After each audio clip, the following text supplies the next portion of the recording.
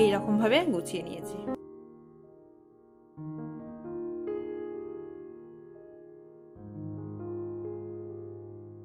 Good morning বন্ধুরা, life ও স্মাইলের আরেকটি নতুন ব্লগে তোমাদের সকলকে স্বাগত। আশা করি যে যেখান থেকে এই ভিডিওটা দেখছো তারা প্রত্যেকেই খুব ভালো আছো আর সুস্থ আছো, আর আমিও কিন্তু বেশ ভালো আছি।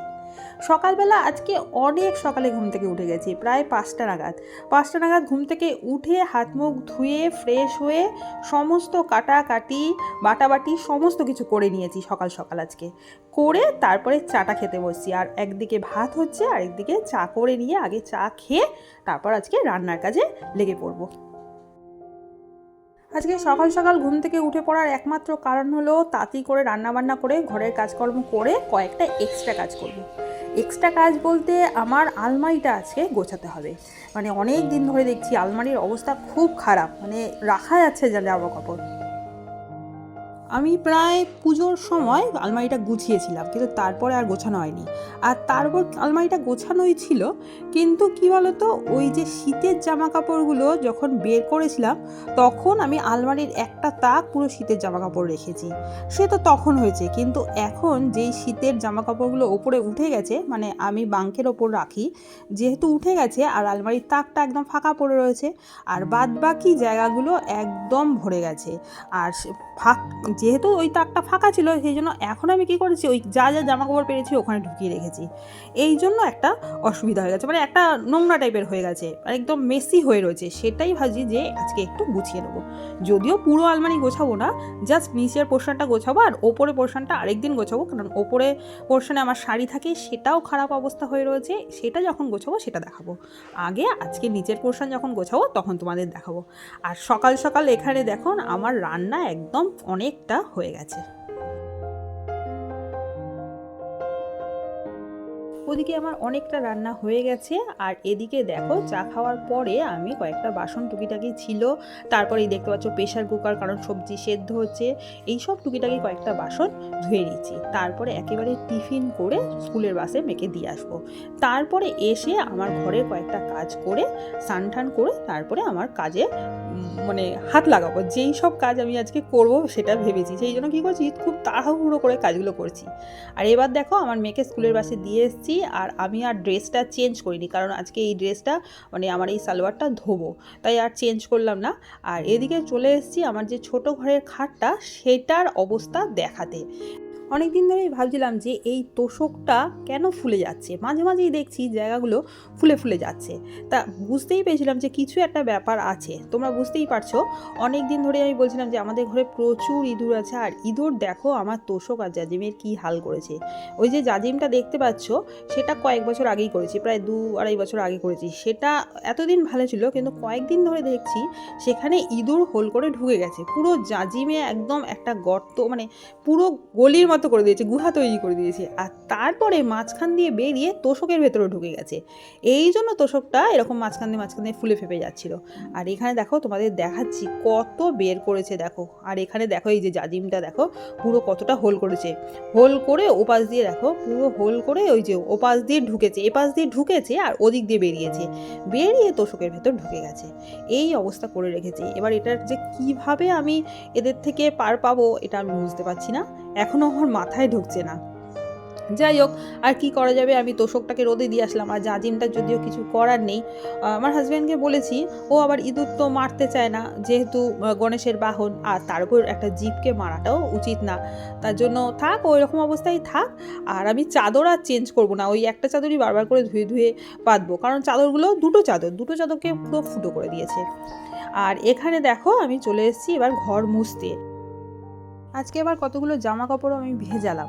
আর চাদর এখানে দেখো আমি বিছানার মধ্যে পাতিনি, তার কারণ হলো চাদরগুলো তুলেছি, আর শুধু চাদর না, বালিশের কভার টাভার সবই তুলেছি, সেগুলো আর পাতা হয়নি। একেবারে স্নান করে শ্যাম্পু করে আসবো, তারপরে সমস্ত চাদরগুলো পেতে দেবো। আর ততক্ষণে ওপরে যে তোষকটা দিয়েছি সেটাও বেশ ভালো গরমে রোদে গরম হয়ে যাবে, সেটাকেও নিয়ে এসে একেবারে চাদরগুলো পেতে দেবো। আর এখানে দেখো আমি চটপট করে ঘর ঠর মুছে নিয়েছি। ঘর মুছে আমি রান্নাঘর পরিষ্কার করে একেবারে চলে যাব স্নান করতে। স্নান করে এসে আজকে আর পুজো দেওয়ার নেই, কারণ হাজব্যান্ড পুজো দিয়ে গেছে। তারপরে ঘরের চাদরগুলো পেতে তারপরে আলমারিটা ধরবো। আর আজকে আলমারিটা গোছাতে গিয়ে আমার অনেকটা সময় লেগে গেছে। মানে আমি মোটামুটি 12টা নাগাদ, 12টা নাগাদ আলমারিটা ধরা শুরু করেছি। মানে বার করে তোমরা দেখলেই বুঝতে পারবে যে কত কিছু বেরিয়েছে। সব কিছু বার করে আলমারি পরিষ্কার করে গোছাতে গিয়ে প্রায় 2-2:30 বেজে গেছে। মাঝখানে তা আবার একটু খেয়ে নিয়েছি, না খেলে চলবে না, কারণ ও চলে এসেছিলো। তারপরে আবারও গুছিয়েছি, তারপরে একটু রেস্ট নিয়েছি। আর এখানে দেখো আমার স্নান ঘর মোছা একদম কমপ্লিট হয়ে গেছে।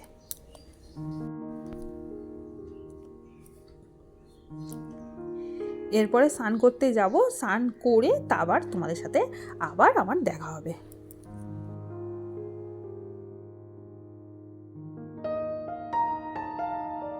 স্নান করে চলে এসেছি, দেখতেই পাচ্ছ যে আমার মাথার মধ্যে একদম পুরো বাঁধা রয়েছে, কারণ আজকে শ্যাম্পু করেছি। এরপরে দেখো আমি তোষকটা দেখছি যে ফুলে আছে কিনা, মানে পাততেও আমার ভয় লাগছে। আমি জানি যে তোষকটার অবস্থা খুবই খারাপ করে দেবে, মানে আরও হয়তো খারাপ করতে চলেছে, কিন্তু কিছু করার নেই। তা কীভাবে আমি এই ইঁদুরগুলোকে তাড়াবো তোমরা প্লিজ একটু বললো, মানে কারোর কাছে যদি কোনো বুদ্ধি বা আইডিয়া কিছু দিতে পারো তো খুব ভালো কথা। না মেরে, আমি ইঁদুরগুলোকে মারতে চাই না, না মেরে আর কি কীভাবে তাড়াবো সেটা বলো। আর আজকে এই ঘরে একটা চাদর পাতলাম, এটা নতুন নয়, ধোয়া চাদর। চাদরটা একটু নতুন স্টাইলে পাতলাম, 4 কোণায় 4টে গিট বেঁধে নিলাম, গিট বেঁধে তারপর সেটাকে পাতলাম।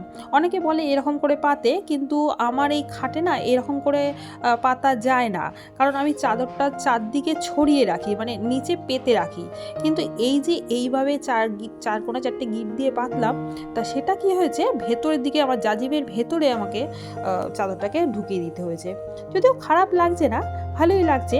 আর যদি কোনো সময় খারাপ লাগে তাহলে আমি এটা আবার ঠিকঠাক করে পাতবো। এবার দেখো আমি পুরো নিচের আলমারি থেকে সমস্ত কিছু বার করে তারপরে ভালো করে মুছে নিয়েছি, মুছে তারপরে আস্তে আস্তে সমস্ত কিছু ঢোকাচ্ছি। আলমারিটা গোছানোর পেছনে মেনলি কারণ হলো আমার একটা না, আমার অনেকগুলো ব্লাউজ রয়েছে। মানে এই যে আলমারির নিচের পোর্শনে, এখানে শুধু আমার মেয়ের জামা কাপড়, আমার কয়েকটা ফাইল থাকে আর আমার পুরো ব্লাউজগুলো থাকে।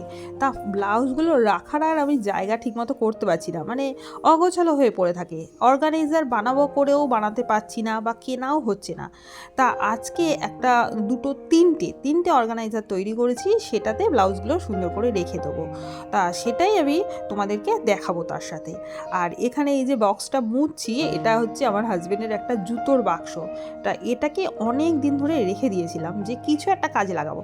তা আজকে ভাবছি যে এটা ব্লাউজ রাখার জন্য কাজে লাগালে কেমন হয়। তা আমি এখানে বসে ভাবছি যে কি করা যায়। দেখো আলমারির ভেতরে ঢুকিয়ে দেখেও নিলাম এটা ঢোকে নাকি, যদি অনায়াসে ঢুকবে ছোটই বাক্সটা। এই যে দেখো আমি ব্লাউজগুলো এখানে রাখার চেষ্টা করছি। আমি আর এই বাক্সটা কোনো কিছু দিয়ে র্যাপ করলাম না, এমনি ঢোকালাম। কোনো সময় যদি পাই তাহলে র্যাপ করে নেবো, কারণ এখন না অনেকটা সময় হয়ে গেছে। আর এই জন্য আমি আর ধৈর্য নিয়ে আর র্যাপ করতে পারলাম না। আর এখানে দেখো এই যে ব্যাগগুলো রয়েছে, এইগুলো দিয়ে আরও 2টো অর্গানাইজার করে নিলাম ওই একইভাবে, ব্লাউজ রাখার জন্য। আর ভেতরে না ওই কার্ডবোর্ড রেখে দিলাম, পাতলা করে কার্ডবোর্ড রেখে একটু শক্ত হবে। এবার আমি গুছিয়ে নিই পুরো আলমারিটা, তাহলে চলো তোমাদেরকে তারপরে দেখাবো। আলমারিটা আমি এইরকমভাবে গুছিয়ে নিয়েছি।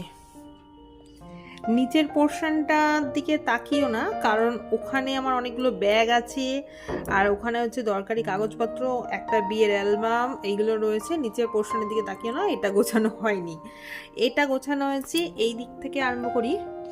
এখানে হচ্ছে এমন কতগুলো জিনিস আছে যেগুলো দরকার নয়, কিন্তু তবুও আমি ফেলে দিতে পারছি না, কারণ ছোট ছোট আমার মেয়ের দেখো ছোট ছোট সুন্দর সুন্দর ব্লাউজ রয়েছে, ছোটোবেলায় নাচ করতো সেই সব ব্লাউজ, একটা ছোট্ট সায়া রয়েছে, এই একটা ব্লাউজ রয়েছে, এগুলো ফেলেও দিতে পারছি না, আবার এদিকে রাখতেও পারছি না। কদিন থাক, তারপরে দেখা যাক কি করি। আর এই যে সেকেন্ড পোর্শনটা আর এই থার্ড পোর্শনটা আমি গুছিয়ে দিয়েছি, জায়গাটা অনেকটা পেয়ে গেছি। আচ্ছা, সেকেন্ড পোর্শনে কি আছে দেখিয়ে দিই। এখানে হচ্ছে এই যে আমার ব্লাউজগুলো রয়েছে, তোমাদের বললাম এগুলো ব্লাউজগুলো রাখবো। বেশ সুন্দর খাপের মধ্যে ঢুকে গেছে অনেকগুলো ব্লাউজ। আর এখানেও দেখো ব্লাউজ অনেকগুলো ঢুকে গেছে, যেগুলো খুব একটা পরি না সেই সব ব্লাউজ এখানে রেখে দিয়েছি। আর এই ব্লাউজগুলো খুব পরা হয়, এগুলো বানানো কয়েকটা ব্লাউজ খুব পরা হয়। এইগুলো এখানে রেখেছি। এই বাস্কেটগুলোর মতো তৈরি করেছি না, বেশ ভালো হয়েছে। আর এখানে হচ্ছে বলেছি এই লালগুলোতে আমার মেয়ের জামা কাপড় থাকে, এইগুলো হচ্ছে ভালো জামা কাপড় পরে এখানে ওখানে গেলে পরে।